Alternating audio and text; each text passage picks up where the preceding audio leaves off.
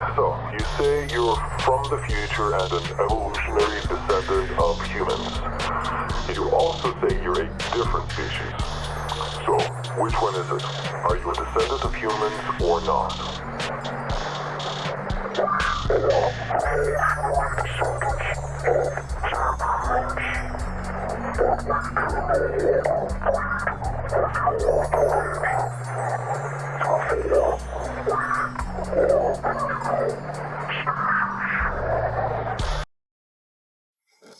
Now that's very interesting to when you're looking at the nature part of evolution. They are a descendant of sapiens, but they can no longer breed with us. So therefore, they are a new evolution. So when I break that down, I'm like, okay, we are forced to live underground and hopefully not eat bugs. But I'm thinking that it's going to go to like us eating bugs.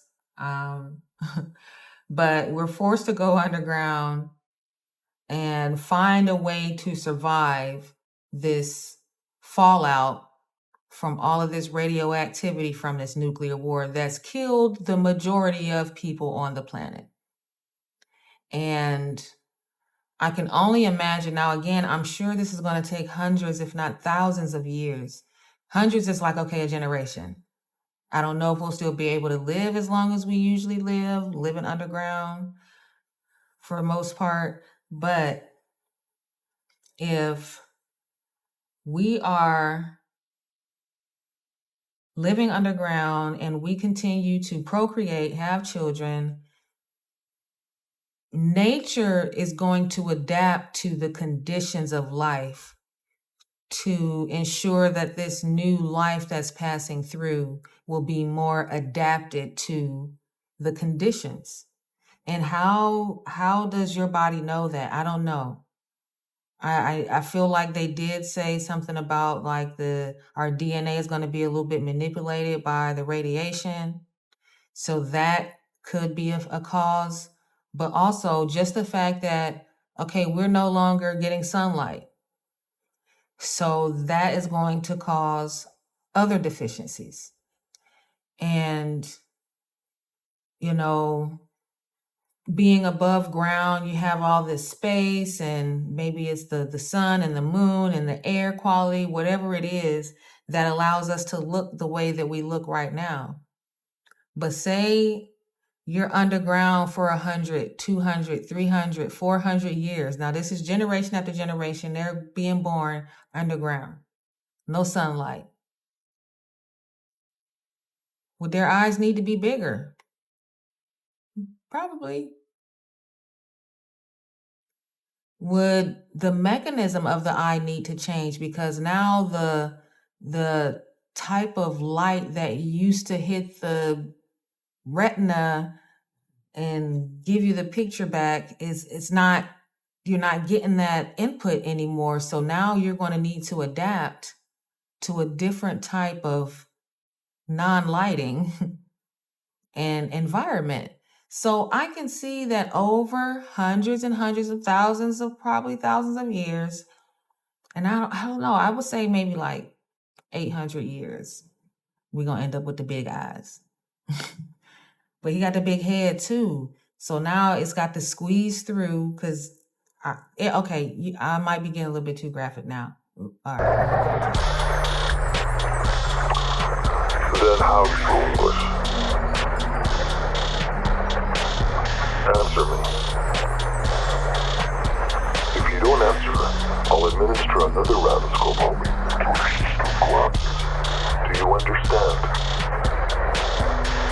Now, how do you speak English?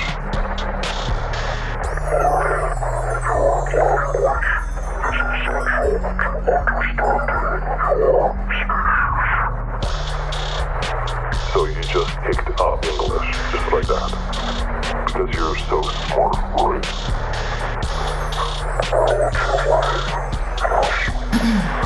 Now that was pretty deep.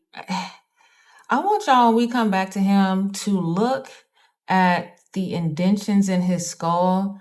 because I'm probably the only person that notices stuff like this, but you can faintly see like a heartbeat. And you know, when the babies are born, you can see their heart beating in the top of their skull. You can see that like on the sides. So when we go back, I want you to look like right up in here, you can see like the heart beating. And then I just wanted to add that the fact that you have to live underground, maybe over time you don't need hair anymore. Maybe it's not cold and you're not getting the vitamins and minerals that will produce hair, whatever that is, keratin or something. So I can see eventually like losing, not having it. And if you think about it, when a baby is born, they're going to indulge in their environment, whether it's good or bad. So if they're born into darkness, eating ants or crickets, Lord, I don't want to eat that stuff. Y'all, I'm vegan. Some people is like, oh, it's okay, just put it on the grill. I don't want to eat nothing that has meat and is moving around. Anyway, So, you said you know the origin of the universe, but you did not provide an explanation. So I ask you again, how was the universe created?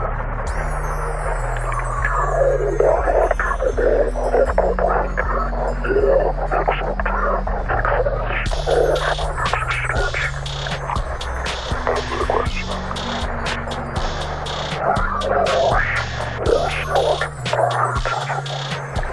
Really? But you can't create something out of nothing. Sure it is. Only a creator can make something from nothing. Wait, you just contradicted yourself.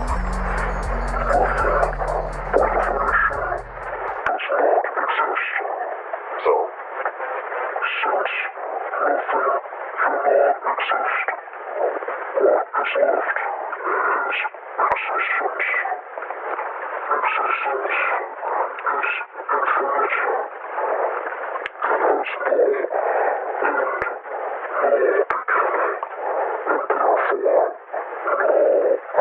So the guy is asking about how was our world created? And my cousin is like, look, the world was not created out of nothing. There was always something. It's just, like I said, you're not going to be capable of understanding and accepting. So when I told you that, you ain't believe me. And now I'm telling you the truth and you still don't believe me. So where does that leave you? Because I knew you was going to be like this. Wait, but you said there is an origin to the universe. There it is. I caught you in a lie.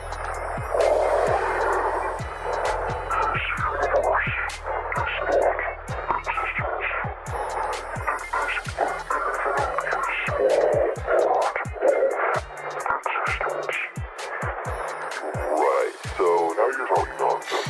I'm Again. still trying to figure this one out. Because there has been existence, maybe this little energy ball that I believe in, that there is no creator of it. It just is.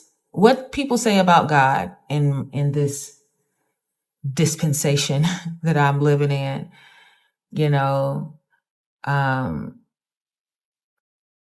it's just always here. So it wasn't a mysterious God that created it and is looking down on us and watching over us and protecting us. Like, it's just, no, this is an experience. And you do wonder, like, okay, well, what is the meaning to life? Well, he said you give it, that's a human construct. It's what you say it is. You the one made up meaning. So you think the cricket or the bird, what's the meaning of their life? Okay, if it's a mama bird, she about to have some babies and then she gonna build a nest and then she gonna go get the worm and bring the worm. That's her meaning. If it's a dog, it's a compassion dog, it helps this other thing get over life struggles, then I guess this dog got a meaning too. It's something that we ascribe within this realm. So I guess it makes it fun. Just think about it. Okay, like if this was a script, then you couldn't even give it any meaning. But it kind of is a script and you can give it meaning. So it makes it twice as fun. If this is nothing but a movie that we're replaying over and over and over and over again, because you want to have this experience. Oh, you want to feel like, you want to know what it feels like to be forced from your home and then bombed and then just left here because there's no airplanes and who can afford a ticket because your money just got blew up. Your car just got blew up, your passport, like people don't think about that stuff, but apparently this is a place where all that can happen and everybody can experience it. This is not our first world war. So do you know if you've been through this before or are you about to go through it? Or who's going to be here these 500 years that most of life is gone and we're just like surviving underground or in these whatever, I don't know. So kind of weird. Nonsense. Again, how was the universe created so miraculously?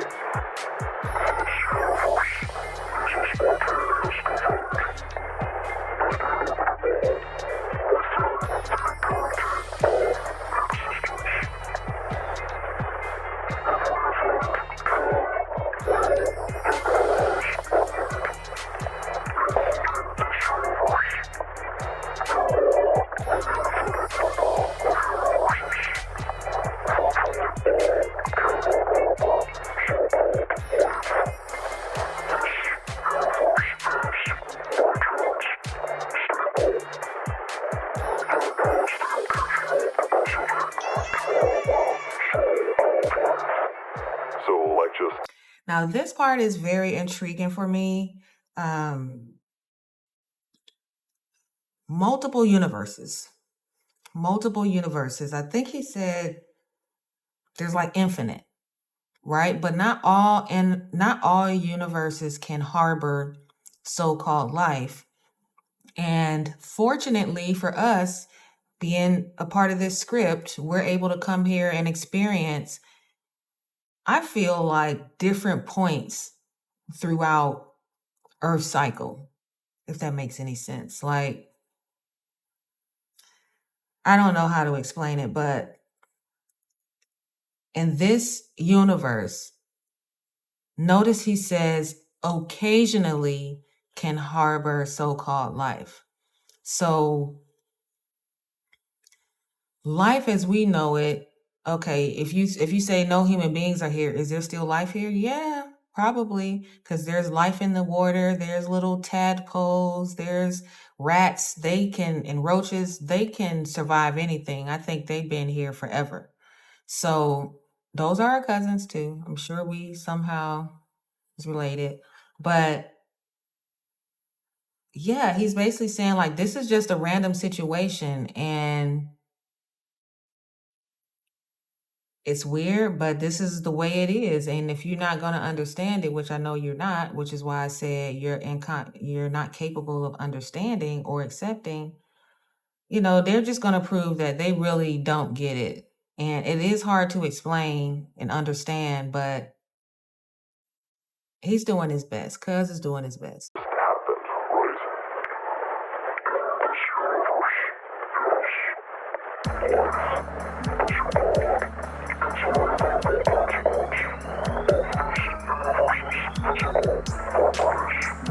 So are you telling me we're just random?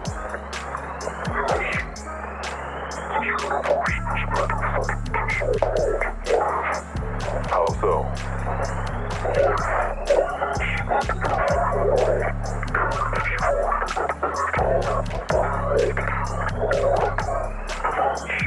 Such as?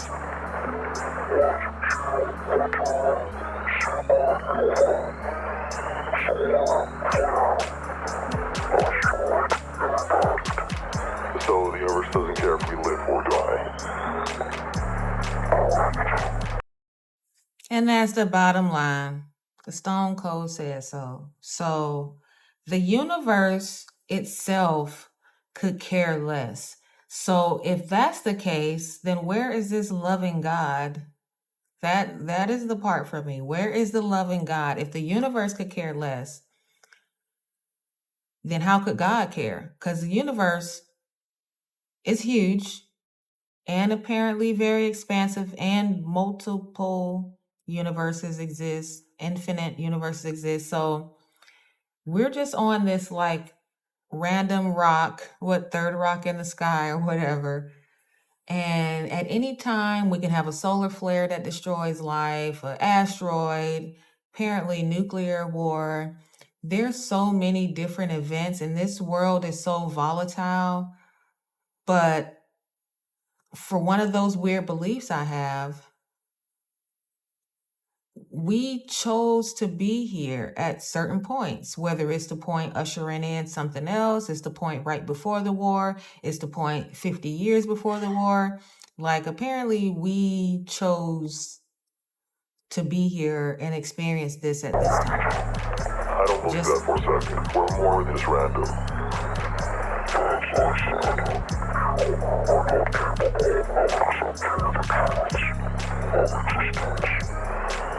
So, if we're just random, then there's no meaning to the universe.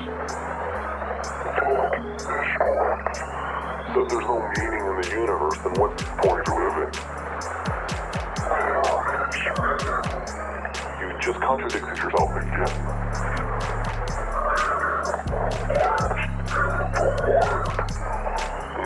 No, you can't live a full life. You can't live a life at all. Do you think the meaning is all made up?